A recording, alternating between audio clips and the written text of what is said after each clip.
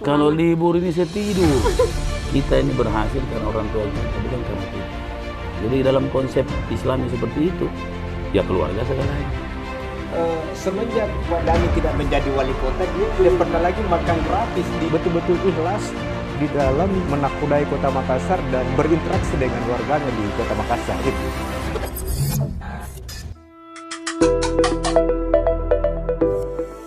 Kembali lagi di Adama Bicara Adama. Jadi hari ini kita akan ngobrol-ngobrol santai dengan Pak Dhani.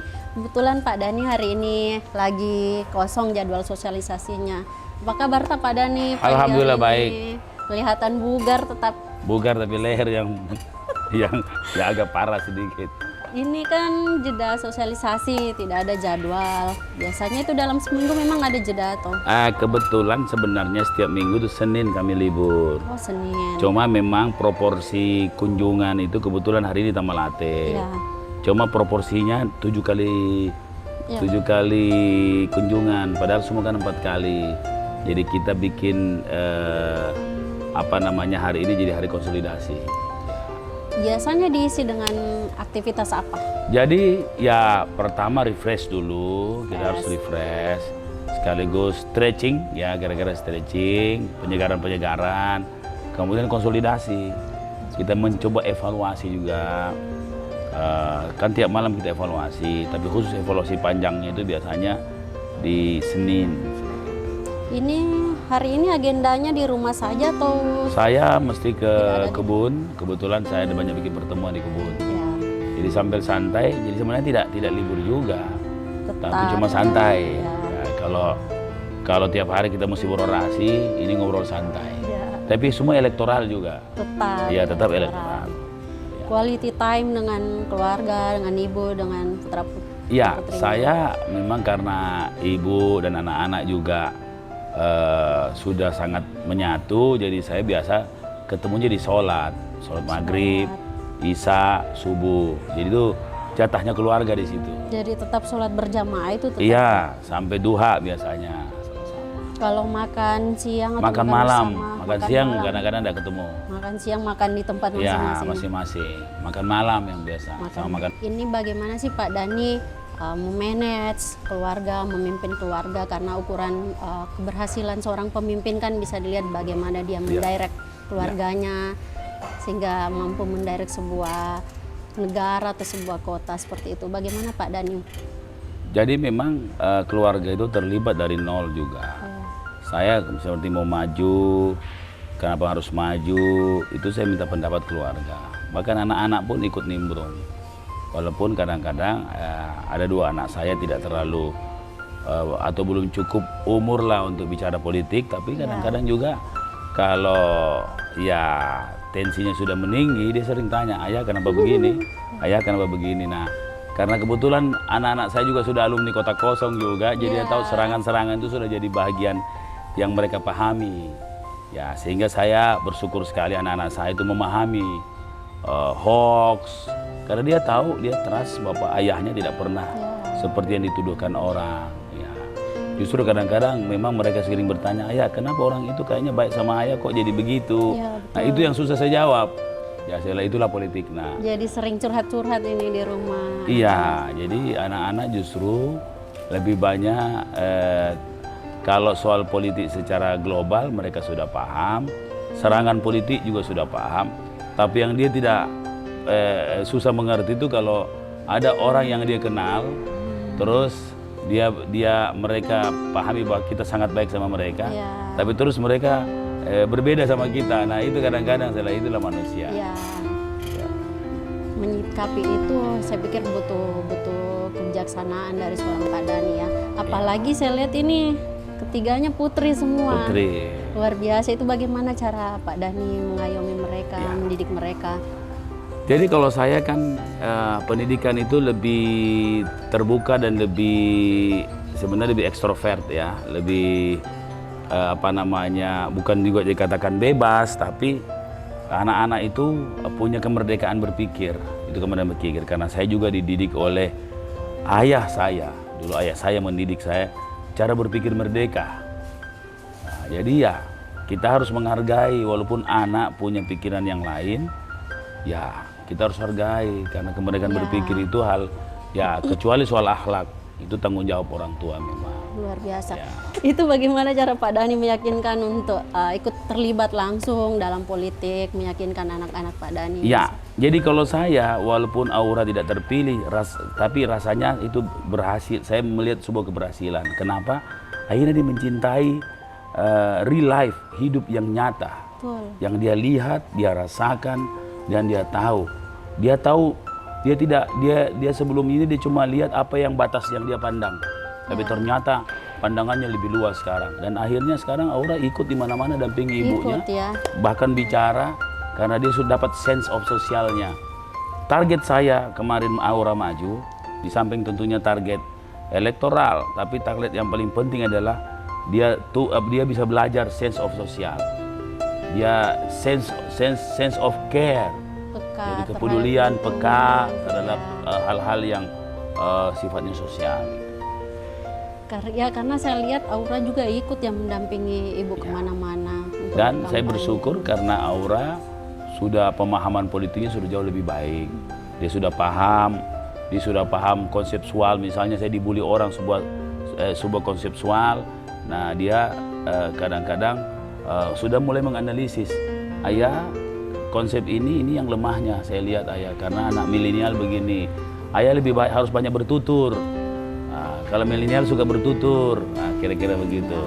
Kalau Ibu Indira sendiri, kan biasa mungkin Ibu kan bersosmed juga, biasa lihat ada komentar-komentar selentingan di sosial media tentang Pak Dhani yang menyudutkan posisi Pak Dhani misalnya. Bagaimana Ibu Indira menyikapi itu? Mungkin kadang curhat ke Bapak atau seperti apa? Kadang-kadang memang kalau perempuan atau istri itu lebih baper, ya, baper. Karena kadang-kadang terus terlibat secara emosional. Jadi saya bilang sama Ibu Indira, enggak usah dengar itu. Maksudnya tidak, kadang-kadang ada hal yang kita mesti pikirkan, kadang-kadang harus ada yang tidak kita pedulikan, kadang-kadang ada juga yang harus kita pedulikan. Nah, membeda yang mana kita pedulikan, yang mana kita tidak perlu pedulikan, nah itulah yang barangkali perlu perkuatan di situ. Kalau Pak Dhani sendiri sering tidak baca-baca notif di sosmed, komentar-komentar tentang Pak Dhani? Ya, saya cuma nyundul-nyundul saja, jarang komentar. Komentar saya coba top, thanks, mantap, siap. Pak Dhani baca, itu saja. Pak Dhani baca. Baca. Instagram di direct sendiri? Iya, daerah sendiri. Saya punya di Instagram memang yang khusus, ada yang saya langsung sendiri. Kalau libur jalan-jalan biasanya jalan-jalan kemana Pak sama keluarga? Saya ini kalau di Makassar ini kalau libur ini saya tidur. Saya ini orang rumahan. Memanfaatkan waktu. Saya orang rumahan. Ya biasa ke mall Pak atau ke mall? Enggak, tidak terlalu banyak saya ke mall. Saya ini orang rumahan. Jadi rekreasi yang paling saya senangi adalah kalau memang tidak ada tidur, karena saya kurang tidur. Nongkrong di warung kopi? Oh iya, seperti tadi Kadang-kadang kalau kita mau ya silaturahmi lebih bebas ya di warung kopi. Keluarga di mata Pak Dhani itu seperti apa? Segalanya. Keluarga itu segalanya. Tugas kita hidup itu untuk anak, sebagai bahagian daripada kehidupan ini berlanjut. Jadi anak, keberhasilan anak itu kita ini berhasil karena orang tua kita, bukan karena kita. Jadi saya alhamdulillah kemarin diamanahkan jadi wali kota, bukan keberhasilan saya, keberhasilan orang tua saya. Dia doakan, dia didik kita, dia tanamkan akhlak, tanamkan nilai, sampai kita bisa merebut itu. Nah, keberhasilan kita di mana? Anak kita berhasil atau tidak? Nah, jadi dalam konsep Islami seperti itu, ya keluarga segalanya. Orang tua masih... Sudah lama, saya punya orang tua, bapak itu sudah 23 tahun meninggal. Ibu sudah 17 tahun lalu. Jadi saya sudah lama yatim piatu. Jadi saudara semua ada yang menetap di sini atau? Iya, sekarang tidak ada. Satu adik saya itu di Inggris, sudah lama. Dengan anak-anaknya, satu di Jakarta, satu di Kendari, tapi keluarganya ada di sini. Pak Dani, makasih nih. Terima Waktu kasih, pas. Bu Eni. Sebentar mau ngobrol-ngobrol lagi sama Pak Jubir, Oh siap. Kakanda Alo. Jadi nanti kita ketemu lagi Pak dalam Iya. suasana yang lebih santai. Siap, Terima kasih Pak siap. Dani. Teman Adama, jadi kita kedatangan jubir yang paling ganteng di Kota Makassar. Ada Kakanda Natsardesi, biasa akrab disapa Kak Alo ya. Siap. Bagaimana kabar Tak Kak Alo? Alhamdulillah baik. Baik ya. Ini review sedikit, Kak Alo ini Iya. juga mantan aktivis. Siap. Tahun berapa pernah jadi ketua cabang KMI ya? Tahun 2001. Tahun 2001, saya baru selesai SMA. Oh Kalau siap. sudah jadi ketua cabang luar biasa. Ada pernyataan dari Jubir Adama, Kak Ala sendiri berkata bahwa Pak Dani itu sosok pemimpin yang merakyat, punya program yang terukur, terencana dan tepat sasaran. Bagaimana Kak Ala melihat itu? Jadi saya ingin menjelaskan bahwa saya mengenal Pak Dani itu pada saat periode pertama jadi wali kota. Dan saya melihat di situ bahwa Pak Dani ini memang dalam memimpin ini tak berjarak dengan rakyatnya, karena waktu itu ketika saya punya ide tentang perilaku ramah lingkungan di Kota Makassar dengan ide bahwa salah satu contohnya adalah tata kelola pengelolaan sampah, saya menemui Pak Dani di Rujab. Pak Dani kan tidak kenal saya, tapi begitu welcome-nya beliau menerima saya di Rujab itu, dan saya melihat bahwa ini memang kalau ada sesuatu yang bermanfaat untuk Kota Makassar, maka saya kira welcome betul Pak Dani. Di situ saya mulai melihat, dan pada saat sosialisasi yang sudah hampir 40 kelurahan di Kota Makassar, saya memang melihat bahwa Pak Dani ini adalah orang yang betul-betul dinantikan di setiap sosialisasinya, karena begitu antusiasnya masyarakat untuk menyambut Pak Dani di tiap-tiap lokasi yang kita kunjungi. Lagi pula saya melihat bahwa Pak Dani memang menyiapkan waktunya dalam satu hari, misalnya mulai jam 6 sampai jam 8 pagi pada saat beliau menjabat wali kota, sampai sekarang menyiapkan waktunya untuk berinteraksi dengan warga Kota Makassar. Dan itu saya lihat betul-betul ikhlas di dalam menakudai Kota Makassar dan berinteraksi dengan warganya di Kota Makassar. Itu yang saya lihat. Bisa share ke teman Adama, ada pengalaman unik, menarik atau yang lucu yang ditemui saat kampanye Adama? Mungkin ada. Oh ya, Ya. ada yang paling menarik pada saat itu. Di daerah Tambasa di sana, ada seorang pemulung, jadi pengumpul sampah itu pemulung menyatakan begini, semenjak Pak Dani tidak menjadi wali kota, dia tidak pernah lagi makan gratis di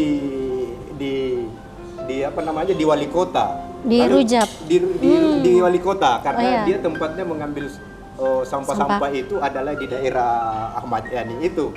Jadi setiap siang dia masuk di balai kota dalam rangka dia menyatakan, saya kalau masuk di balai kota mengumpulkan barang-barang bekas itu, dia juga mendapatkan makan gratis. Pada saat Pak Dani sudah tidak menjadi wali kota, dia sudah tidak mendapatkan makan gratis itu. Itu pemulung ya yang menyatakan begitu di daerah Tambasa di sana. Saya bilang ini sangat unik, artinya memang Pak Dani ini pada saat memimpin itu betul-betul tak berjarak dengan warganya, sekalipun dengan warga pemulung. Itu disampaikan langsung ke Pak Dani? Iya, disampaikan langsung pada saat itu oleh pemulung itu di daerah Tambasa di sana. Oh, iya. Closing statementnya. Jadi ini adalah pesta rakyat yang kalau dikatakan bahwa kekuatan rakyat adalah kekuatan yang paling tertinggi di dalam proses pemilihan wali kota di Kota Makassar. Dan saya melihat bahwa masyarakat Makassar ini sangat cerdas di dalam memilih wali kotanya. Dan saya lihat mayoritas masyarakat Makassar ini akan memilih Pak Dani Pomanto. Oke, teman Adama, sekian dulu perbincangan kita dengan Kakak Jubir, Kak Alo. Kita ketemu di part berikutnya.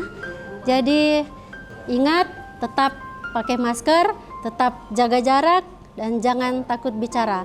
Salam Adama bicara, bicara Adama.